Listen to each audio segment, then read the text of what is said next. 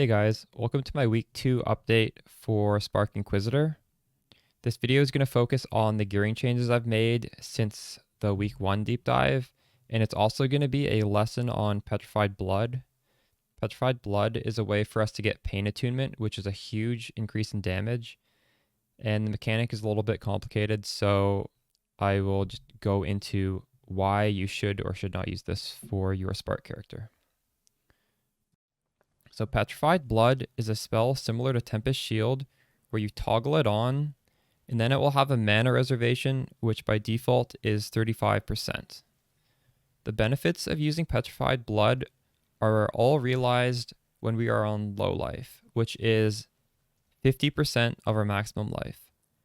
So when we're using Petrified Blood, we're going to want to have a setup with Arrogance support, which is a support that lets us reserve life instead of mana. And we're going to want to reserve as close to 50% of our life as possible without going over that.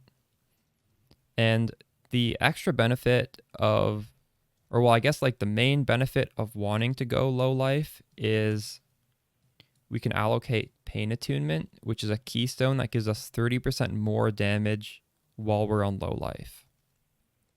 So that's the synergy right there between Petrified Blood and boosting our damage. Now, Petrified Blood gives us some defensive benefits of being on low life. However, I should note that these benefits are not so big that we are able to tank larger hits on Petrified Blood than off of Petrified Blood. We're still technically more susceptible to a big hit while on Petrified Blood. However, the benefits make it so we are generally approximately the same tankiness with or without. There's not too much of a downside. The way Petrified Blood works, we're going to take 60% of the damage we normally would, and 40% of that damage is just not going to be taken from any hit. Of that 40% damage that we're just not taking, 69% of that is going to be spread out over 4 seconds. Inquisitor is particularly good at dealing with this because we have a high life regeneration rate. This damage that's getting mitigated and then spread out over a longer period of time can easily be handled through our regen. Lifesteal is also a good way of dealing with this because in normal situations, when we reach 100% life, our lifesteal just turns off because lifesteal sort of queues up. You lose it all as soon as you hit 100% life, but since we can never hit 100% life on Petrified Blood, even if we're at like technically full life on Petrified Blood because we're capped at whatever that value is, if we're still hitting enemies and we're lifestealing, the lifesteal is always trying to heal us. So as soon as we take a hit, the lifesteal from like the past however many seconds is going to be instantly applied, as well as our regen. Those are some of the benefits of Petrified Blood. There are downsides of Petrified Blood. The main one being that everything I've talked about so far is just based on hit damage. However, Petrified Blood does not do anything with regards to damage over time. So any damage over time we take, it's essentially going to do twice as much damage because we've cut our flat life in half. There's no benefit for Petrified Blood against damage over time. If you stand in Chaos Degen or you get poisoned, or even if you get bled or you get ignited, it's just going to feel like you're taking twice as much damage. So to mitigate this, you want to ideally cap your Chaos Res at 75%, and you want to either be completely immune to ignites and bleeds, or at least find a way to reduce the power of those on your character. And for me, well, you can get cannot be ignited on a ring corruption. You can also get bleeding cannot be inflicted on you on a ring corruption. My character doesn't actually have ignite immunity anymore because we just swapped the rings. I have some ignite, reduced ignite duration on my helmet. And even though we really like to use Soul of Yugel, it may be worth considering switching to Soul of Aberath if you don't have another way of dealing with ignites. However, you can deal with ignites and bleeds on a flask as well. So you could consider that as another option. What are some other good ways to set up our character to be strong with Petrified Blood? I think the next biggest way would be the Corrupted Soul Keystone, in that you get that from the Glorious Vanity for sacrifice in the name of Doriani. So why is Corrupted Soul good? Well, it gives us energy shield based on our full life pool, so we're leveraging quite a bit of EHP in terms of energy shield. Now, energy shield doesn't block chaos damage, but it will block bleeds as well as ignites.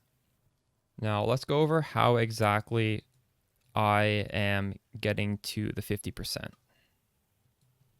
There's a reservation mastery that gives you 20% increased reservation efficiency of skills, so I have that. And Ash of the Stars is kind of unique in that if you read the affix closely, it says it has increased reservation efficiency of skills. It doesn't say it has increased mana reservation efficiency of skills. So that means when we use Arrogance support, this is actually making our life reservation efficiency better. So the Mastery combined with Ashes of the Stars, combined with Anomalous Arrogance support, for me, I only need to get up to 19%, will make my Petrified Blood cost exactly half of my mana pool. And if you were to not use all this tech that makes life reservation more efficient, you could put a normal Arrogance support on a 25% aura, because when you reserve life, it costs twice as much. So any 25% aura would put you exactly at low life. However, then you do have the issue of how are you going to fit Petrified Blood in, because you're going to have to use your mana for that. And as Spark, there's already a lot of auras we're using for our mana. For me specifically, I'm using Tempest Shield, Determination, Zealotry, Herald of Ice, and Anomalous Blood and Sand. So I don't really have room to do this unless I reserve my life for Petrified Blood. Now, as for my gearing changes, I don't think too much has really changed. Right now we're sitting at 15 million spark damage, assuming we get the full 4 hits. And I think that's pretty reasonable because I've buffed my projectile speed up to 300%, which means every cast is bouncing real fast and it's going to hit the boss quite a few times. Now, for my 6th link, we were able to drop increased critical strikes for awakened added lightning damage. And we were able to do this because the main change I made was with the body armor. I have the crafting video from a few days ago. It's just how to craft Frenzy Charge on hit with 2% Dispel critical strike chance. And the spell critical strike chance is base critical strike chance. So that's actually a ton of critical strike chance. So since we have the 2% critical strike chance here, and I also upgraded a flask to Bottled Faith, which gives up to 150% increased critical strike chance. This is more than enough to compensate for simply removing increased critical strike support and adding on another damage link, which I decided to go with Awakened Added Lightning damage support. I think Pinpoint is technically more damage, so that would be another valid option. Aside from that, I just made a slightly better helmet. This time we have 30% projectile speed. And I crafted this to have mana reservation efficiency on a suffix, which freed up the implicits. Now, I'm not sure if I'm going to be rolling with these 2 implicits. I have reduced ignite duration on me because I cannot be ignited anymore. I'm not sure if I'm going to stick with this. Maybe I'll find a more elegant solution to deal with ignites. And again, like fizz damage taken recoups his life. I'm not sure if I'm going to stick with that as well. I just kind of threw on some implicits. Right. Now, I'm not sure how much more I'm going to put into this character. I feel like with 15 million damage, I can do everything I want to do. Maybe probably all content barring Simulacrum 30s and Uber bosses. So I don't know if there's going to be a week 3 update or not. We'll see. However, if I were to upgrade this character past where he is right now, I'd probably want to go for Tailwind, Elusive, Onslaught boots, which are fairly expensive. I might want to go for an Aegis Aurora, just simply to be tankier. And we could probably switch off the Magnate for a more defensive belt, whether it be a Hunter Stygian Vise or something else. I'm not too sure. As for the passive tree, I swapped out my large cluster. It used to have lifesteal. This one doesn't have lifesteal. I wanted to get the knockback. It just feels really nice. Technically, you can get knockback with lifesteal, but they were pretty expensive. And I ended up getting my lifesteal on a Glorious Vanity. This one just has some lifesteal right here.